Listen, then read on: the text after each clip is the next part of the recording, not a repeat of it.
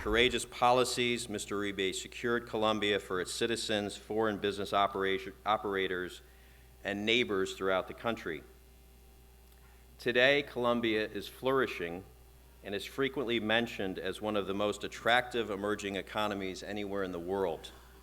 Today is my extreme pleasure to welcome Mr. Álvaro Uribe.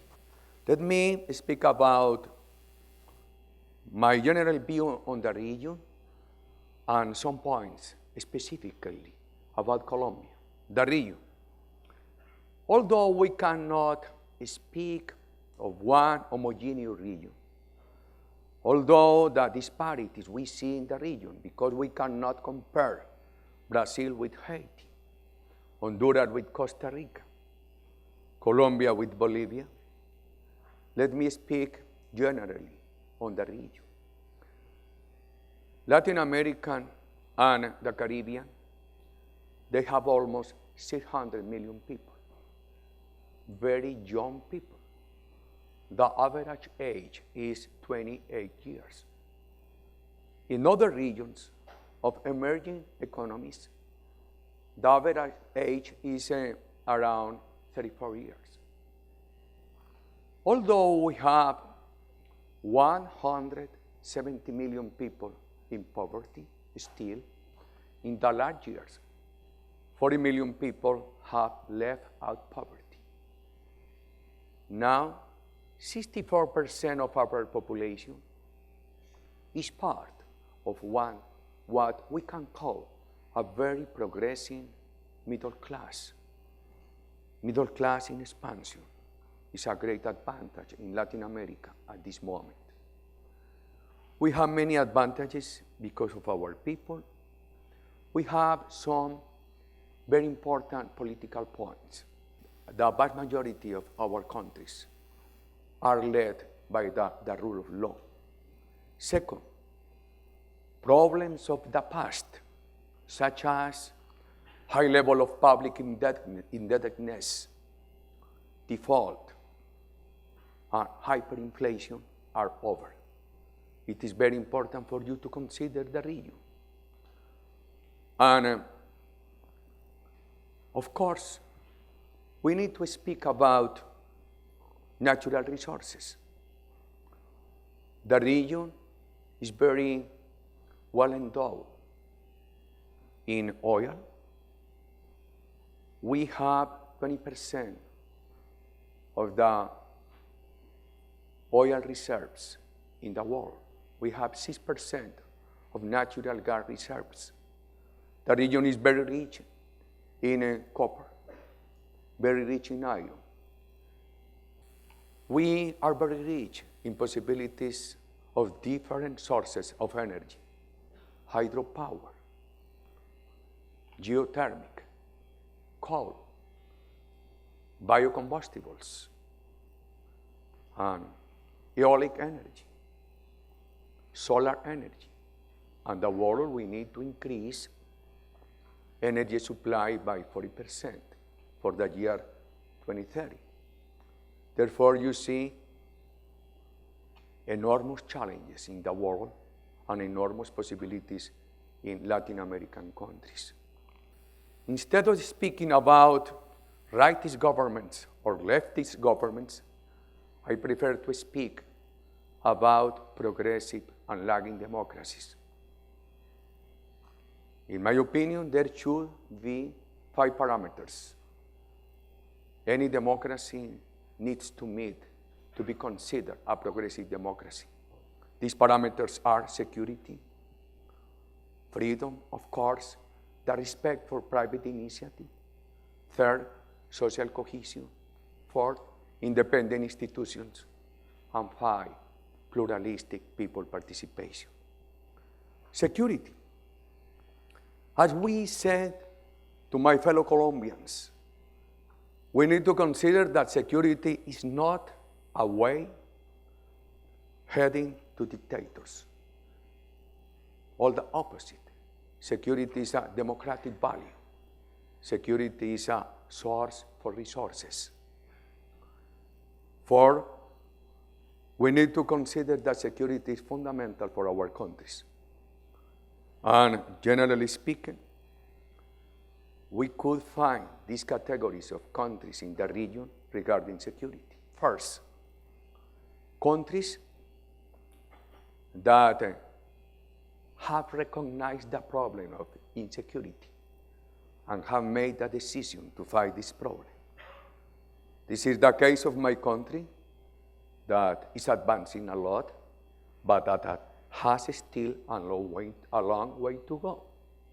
While our capital city, Bogotá, last year had 17 cases of killing per every 100,000 inhabitants, Caracas in Venezuela had 47. While my country has come down from 68 killings per every 100,000 inhabitants, Venezuela is going up from 10 to 50. Let me speak about the second element, freedoms, the freedom of private initiative. I used to say to students that the only system along the history of the humanity to determine prosperity has been private initiative. Cuba has failed because of the lack of private initiative. Cuba has survived because of two subsidies. First, the Soviet Union subsidy, and nowadays, the subsidy of Venezuela. In the region, we can see countries that are totally convinced about the necessity of private investors, domestic and foreigners. It is very important. But we find some countries eliminating confidence. Venezuela is on the path of Cuba, eliminating the private sector. One main challenge for the region, in my opinion, is to make the freedom of private investment reachable for the youngsters and for the poor communities. For we need to advance in education, in the integration between vocational training, technologies, and university level. And we need to take the market economy tools and to make aid available for initiatives of the youngsters and for initiatives of the poorest communities. I have been said in many universities, why do you speak about the necessity of free private initiative if this is not inclusive in Latin America? For we need to transport, to expand possibilities and to make possibilities available to the new generations. The other element I want to share with you is my concern for social cohesion. For instance, the government of Venezuela has advanced in social investment. We need to recognize it, but it is not sustainable because they are eliminating private investment. And although they have oil resources, without private investment, it is impossible to sustain in the middle and in the long term the level of social investment.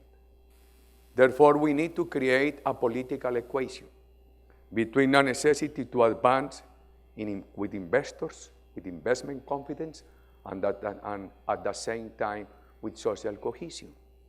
The other element is the element of independent institutions. Some countries of the region are in the process to eliminate the independence of institutions, the independence of the justice administration, the independence between the executive and Congress. I have to express my concerns about Bolivia, Venezuela, Ecuador, and Nicaragua. And the fifth element is pluralistic people participation. When you eliminate free media and you create a monopoly of state-controlled media, people lose possibilities of participation. And this media converts into a tool for state propaganda, for the leaders of the government propaganda. Free media is very important throughout the region for people's confidence. This is the main way to eliminate corruption. In our political campaign, we ask, what is the reason for this contradiction? And with pedagogy instead of demagogy, we created a very important bond with our communities. We created community participation before the election and during the 8 years of our administration. And we said, we have no resources for social cohesion. We want to advance in education. Where are the resources? We have to advance in health. We have no resources. And what is the reason? We have no investment. And why we have no investment in a country that has never defaulted, in a country that has never suffered a hyperinflation, in a country that has always respected private initiative? Because of insecurity. Therefore, we created what I call the triangle of confidence, the relationship between security, investment, and social cohesion. Security and investment as means, social cohesion are the end and are the validator. And of course, there was one ideological obstacle for security, because many people thought that security was a path to sponsor dictators.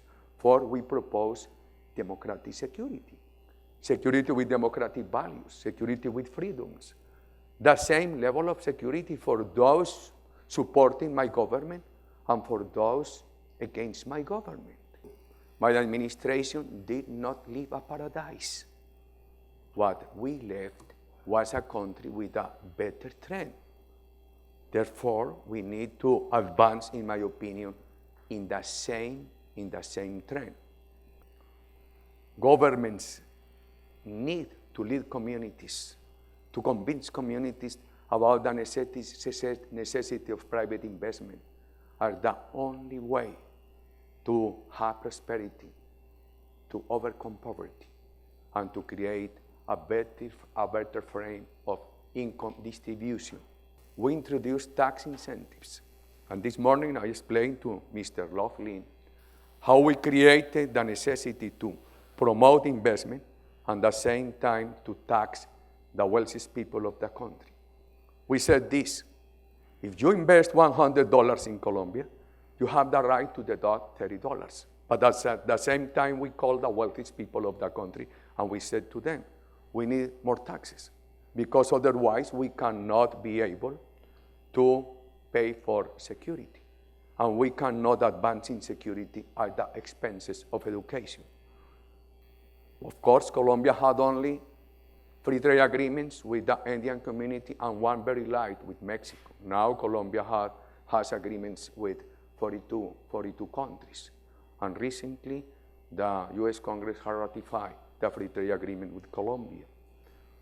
We work at the same time to increase productivity, competitiveness.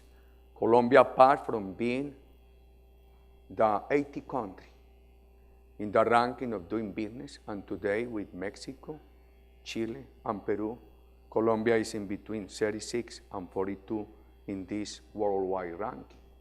During our administration, poverty declined from 53 to 38. For the year 2015, poverty should be not over 15% in my country. Therefore, we work with these three elements in a bunch: security with democratic values, investment with solidarity, with social responsibility, and social cohesion.